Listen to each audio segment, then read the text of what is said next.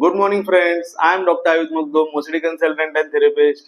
दोस्तों आज मैं आपसे अवॉइडेंस इन प्योर ओसीडी इसके बारे में बात करूंगा। तो दोस्तों प्योर ओसीडी क्या होता है? प्योर ओसीडी एक ऐसी ओसीडी का सब टाइप है जिसमें आदमी मेंटल कंपल्शन नहीं, पेंटल कंपल्शन करता है और फिजिकल कंपल्शन नहीं करता है। इसके कंपल्शन दिखाई नहीं देते। तो दोस्तों इसमें प्योर ओसीडी में दो लोगों के बीच घमासान युद्ध चालू रहता है, कॉन्शियस माइंड और सबकॉन्शियस माइंड के बीच। कुछ तो एक पेशेंट को ट्रिगर मिलता है, कुछ तो एक बैड थॉट आ जाता है, फीलिंग और कुछ भी आ जाता है। तो दोस्तों जैसे आता है उसको फियर बढ़ जाता है, उसका एंग्जाइटी बढ़ जाता है और फिर उसका कॉन्शियस माइंड बोलता है अरे रुक जाओ, इलॉजिकल थॉट है, कुछ मत करो। लेकिन जो सबकॉन्शियस माइंड का फियर रहता है वो इतना कॉन्शियस माइंड के लॉजिकल थॉट्स पे हावी हो जाता है कि वो बोलता है नहीं, आपको कंपल्शन करना पड़ेगा। तो इसमें ना सबकॉन्शियस माइंड की जीत हो जाती है और वो आदमी, वो पेशेंट कंपल्शन कर लेता है। तो दोस्तों यही फर्क होता है प्योर ओसीडी के पेशेंट में और नॉर्मल व्यक्ति में। नॉर्मल व्यक्ति में कॉन्शियस माइंड इतना स्ट्रांग हो जाता है, इतना स्ट्रांग रहता है कि वो चीजें नहीं करता है, कंपल्शंस नहीं करता है, और इसमें कंपल्शंस करता है आदमी। तो दोस्तों इसमें सबसे कॉमन सिम्टम क्या होता है? प्योर ओसीडी में सबसे कॉमन सिम्टम पाया जाता है, दैट इज अवॉइडेंस। अवॉइडेंस मतलब क्या है? अवॉइडेंस मतलब चीजों से भागना, चीजों को फेस नहीं करना।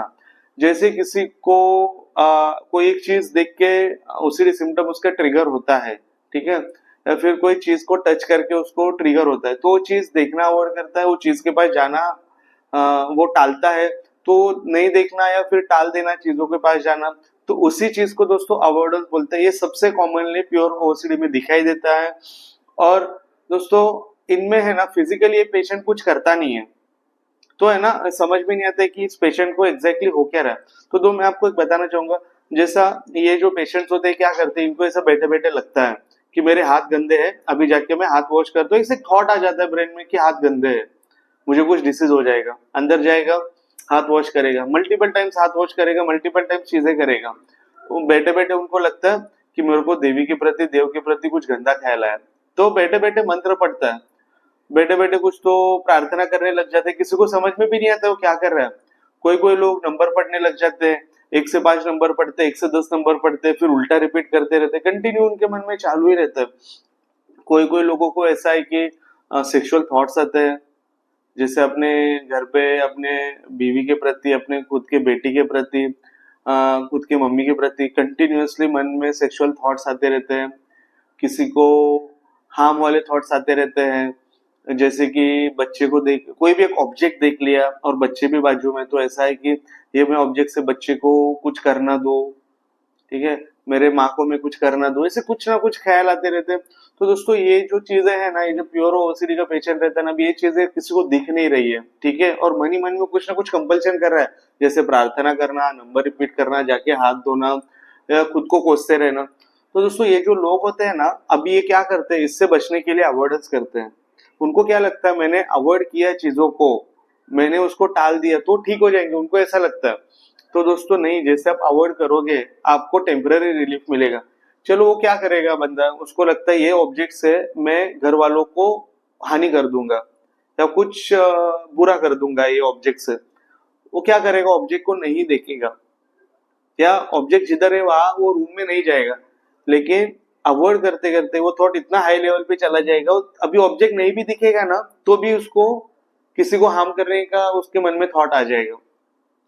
सेक्सुअल ओसीडी, दोस्तों मुझे बताओ, अगर किसी को सेक्सुअल थॉट्स आ रहे हैं, ठीक है, पेरेंट्स के प्रति, बच्चों के प्रति, उनको क्या देखना बंद कर दोगे? ये लोग करते भी है, ये लोग अवॉइड करते हैं, इनको भी नहीं देखो। अरे नहीं देखोगे एक सोल्यूशन नहीं है, नहीं देखोगे, बिना देख के भी अभी आप में थॉट्स आने चालू हो जाएंगे, आपको ट्रिगर्स मिलने चालू हो जाएंगे।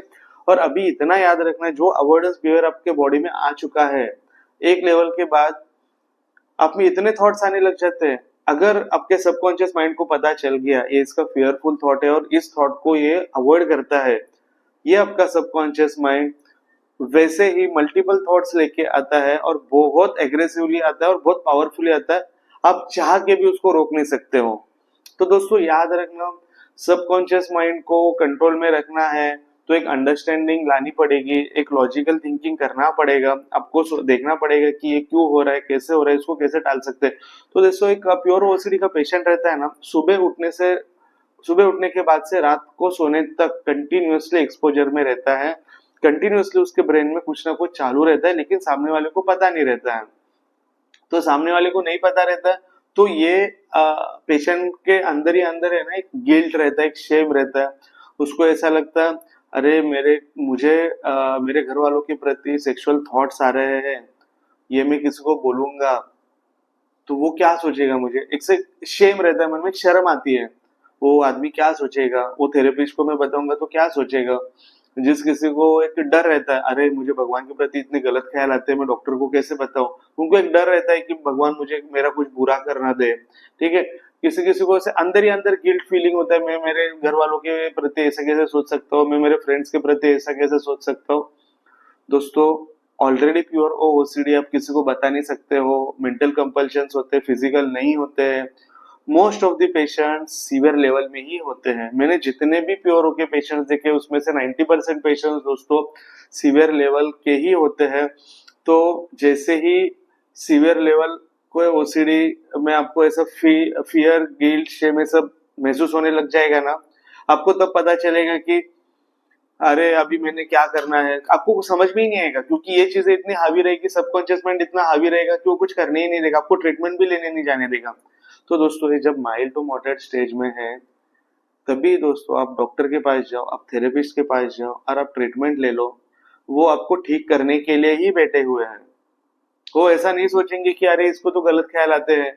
नहीं दोस्तों, ये आपका सोच है, आपका ये सोच आपको बंद करना होगा। और अगर आपको सीवियर प्योर ओसीडी है तो दोस्तों अभी के अभी जैसे ही वीडियो देखोगे, आप वीडियो बंद करो और पहले आपके डॉक्टर या थेरेपिस्ट को कॉल करो, काउंसलर को कॉल करो और उससे बात करो और अपॉइंटमेंट ले लो। दोस्तों अगर आप उनसे बात नहीं करना चाहते हो तो दोस्तों मेरा इधर नंबर दिया गया है, मुझे मेरे नंबर पे कॉल कीजिए और मेरे से अपॉइंटमेंट लीजिएगा। और दोस्तों जल्द से जल्द इसमें से बाहर निकलने का ट्राई कीजिए। दोस्तों इसके बाद वाला लाइफ बहुत अच्छी लाइफ है, ये ओसीडी में से प्लीज बाहर निकलो। तो दोस्तों इसी संदेश के साथ मैं आज का वीडियो समाप्त करना चाहता हूँ।